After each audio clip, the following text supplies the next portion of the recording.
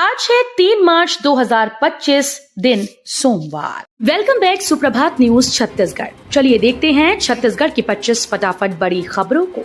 इससे पहले न्यूज को आप कहां से देख रहे हैं कमेंट बॉक्स में हमें जरूर बताएं, साथ ही वीडियो को लाइक करें।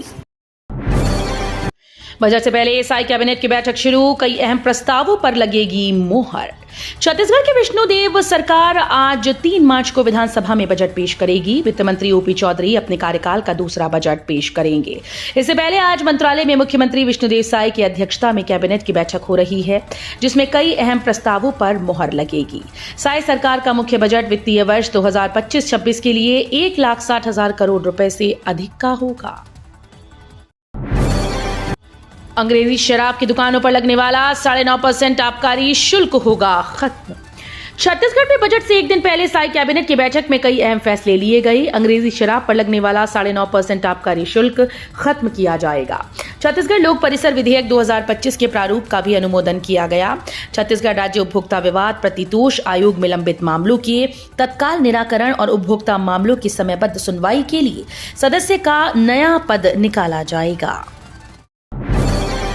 छत्तीसगढ़ी रचनाकारों की किताबें स्कूल्स की लाइब्रेरी में भेजी जाएंगी। मुख्यमंत्री विष्णुदेव साई ने छत्तीसगढ़ राजभाषा आयोग के 2 दिवसीय 8वें प्रांतीय सम्मेलन 2025 के शुभारंभ के अवसर पर कहा कि छत्तीसगढ़ी गुरुतुर भाषा है। छत्तीसगढ़ी भाषा केवल संवाद का माध्यम नहीं, ये हमारे अंतस को सींचने और हमारी आत्मा को एक दूसरे से जोड़ने वाली भाषा है। हमें अपनी छत्तीसगढ़ी भाषा पर गर्व है। 8वीं पास युवाओं के लिए भी बंपर भर्ती, गरियाबंद प्लेसमेंट कैंप में टीचर समेत इतने पदों पर होगा चयन। छत्तीसगढ़ के गरियाबंद जिले में 6 मार्च को 200 पदों पर प्लेसमेंट कैंप का आयोजन किया जाएगा।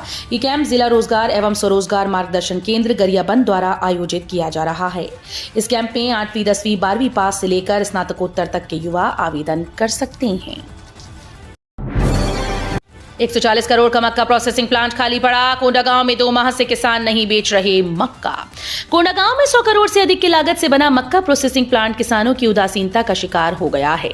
प्रशासन ने 27 दिसंबर से मक्का खरीदी शुरू करने की घोषणा की थी, लेकिन 2 माह बीत जाने के बाद भी एक भी किसान प्लांट में मक्का बेचने नहीं आया। गिरौदपुरी धाम में 4 से 6 मार्च तक होगा गुरु दर्शन मेला। छत्तीसगढ़ के गिरौदपुरी धाम में इस वर्ष 3 दिवसीय गुरु दर्शन मेले का आयोजन 4 से 6 मार्च 2025 तक होगा। मेला आयोजन समिति की बैठक धर्मगुरु गुरुवाल दास साहिब की अध्यक्षता में जिला पंचायत बलौदा बाजार के सभागार में संपन्न हुई, जिसमें मेले की तैयारियों और श्रद्धालुओं के लिए सुविधाओं व सुरक्षा व्यवस्था के संबंध में विस्तार से चर्चा की गई। छत्तीसगढ़ में बारिश का अलर्ट, 2 से 3 डिग्री गिरेगा पारा, दिन में तेज गर्मी का भी असर। छत्तीसगढ़ प्रदेश में मार्च के पहले सप्ताह में मौसम में बदलाव के आसार हैं। दिन के समय गर्मी तेज होने की संभावना है, वहीं रात के समय हल्की ठंड बनी रह सकती है। मौसम विभाग के अनुसार प्रदेश के कई शहरों में अगले 24 घंटे के दौरान अधिकतम तापमान में 2 से 3 डिग्री की गिरावट होने की संभावना है। टंकराम वर्मा बोले, प्रदेश के खिलाड़ियों को मिलेगी सरकारी नौकरी, बजट में खेल प्रतिभाओं के लिए रहेगा खास। छत्तीसगढ़ की विष्णुदेव साई सरकार आज 3 मार्च को राज्य का दूसरा बजट पेश करेगी। इस बजट को लेकर मंत्री टंकराम वर्मा ने कहा कि ये बजट छत्तीसगढ़ को समृद्धशाली बनाने वाला होगा और इसमें सभी वर्गों का ध्यान रखा जाएगा। उन्होंने कहा कि ये बजट अटल निर्माण वर्ष का बजट है। बीजेपी की नीतियां दीनदयाल उपाध्याय के विचारों पर आधारित हैं और सरकार की योजनाओं का लाभ अंतिम पंक्ति के अंतिम व्यक्ति तक पहुंचाने के लिए काम किया जा रहा है। फार्मा, रियल एस्टेट और आईटी क्षेत्र के प्रतिनिधियों ने की मुख्यमंत्री से मुलाकात। मुख्यमंत्री साई ने कहा कि छत्तीसगढ़ औद्योगिक विकास और नव उद्यमिता के लिए अपार संभावनाओं से भरा राज्य है। ये राज्य वन, खनिज और ऊर्जा संसाधनों से समृद्ध है और बिजली उत्पादन में सरप्लस राज्यों में शामिल। इन संसाधनों के चलते यहां उद्योगों की स्थापना के लिए अनुकूल वातावरण उपलब्ध है। सरकार निवेशकों और नव उद्यमियों को हर संभव सहयोग प्रदान कर रही है। अब इन गाड़ियों को नहीं मिलेगा पेट्रोल डीजल। प्रदेश में वाहन चालकों के लिए जरूरी खबर है, बिना हेलमेट के अब यहां डीजल पेट्रोल नहीं मिलेगा। सरकार ने सभी जिला अधिकारियों और पेट्रोल पंप ऑपरेटर्स के लिए सख्त आदेश जारी किया है। आदेश के उल्लंघन पर कार्रवाई किए जाने का आदेश है। सड़क सुरक्षा और यातायात नियमों के प्रति जागरूकता बढ़ाने जिला यातायात पुलिस के द्वारा हेलमेट वितरण अभियान चलाया जा रहा है।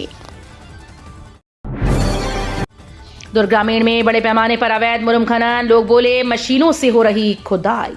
दुर्ग ग्रामीण विधानसभा इलाके के लोग अवैध मुरम उत्खनन को लेकर परेशान हैं। ग्रामीणों का आरोप है कि ये काम भाजपा नेता के शय पर हो रहा है।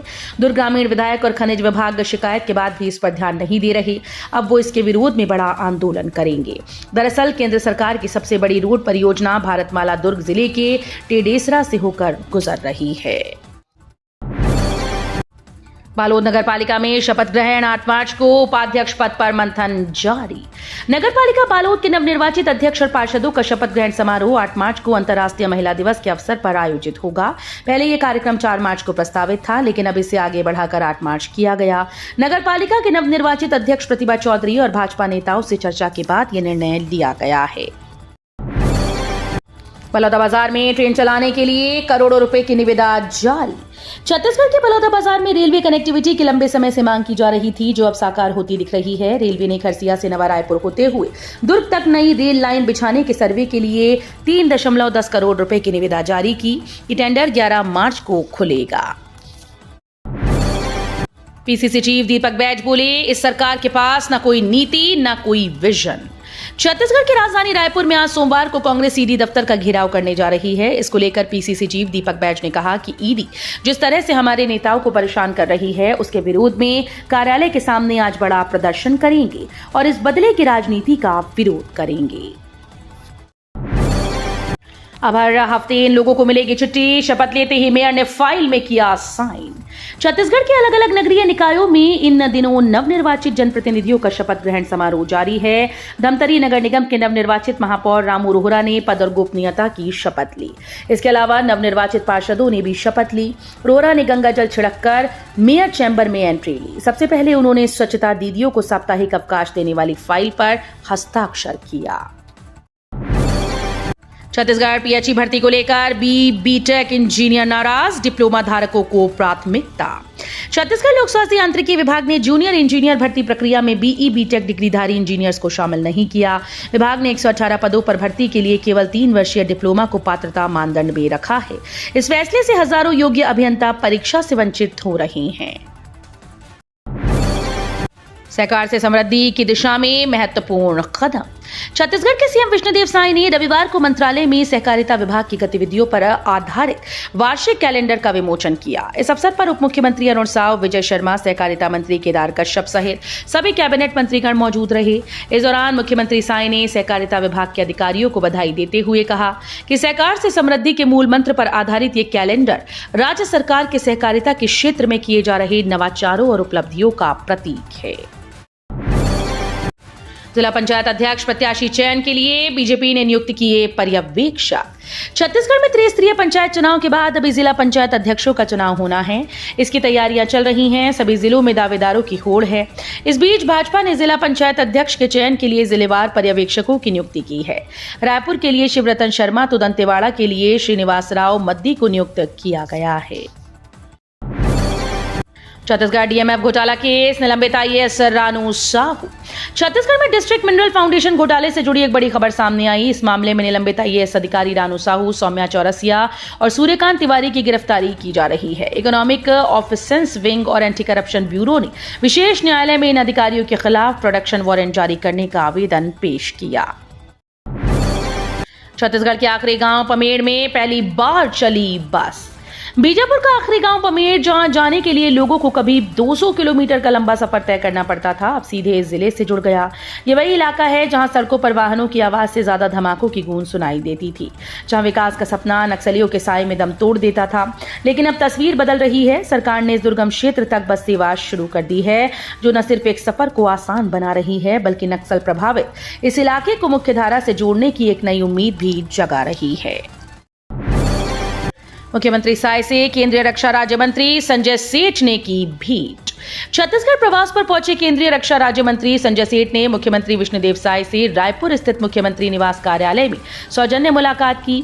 बैठक के दौरान मुख्यमंत्री साय ने छत्तीसगढ़ में शांति, सुशासन और सतत विकास को लेकर चल रही पहल पर केंद्रीय मंत्री से विस्तृत चर्चा की। गौरेला पेंड्रा मरवाही के राजमेरगढ़ में आकाश दर्शन। गौरेला पेंड्रा मरवाही जिले की सबसे ऊंची पर्वत चोटी राजमेरगढ़ में आकाश दर्शन कार्यक्रम का आयोजन किया गया। जिला प्रशासन के सहयोग से आयोजित इस कार्यक्रम में रायपुर से आए खगोल वैज्ञानिकों ने प्रतिभागियों को खगोलीय पिंडों की जानकारी दी।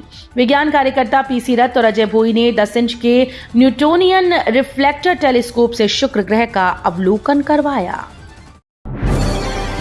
मनेन्द्रगढ़ की एकलव्य छात्रावास में अधिकारी का औचक निरीक्षण। सोनहत एसडीएम के निर्देश पर नायब तहसीलदार ने बीती रात एकलव्य आदर्श आवासीय विद्यालय घुघरा का औचक निरीक्षण किया।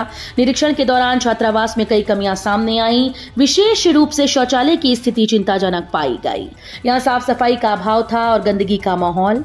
इस स्थिति को देखते हुए नायब तहसीलदार ने गहरी नाराजगी व्यक्त की।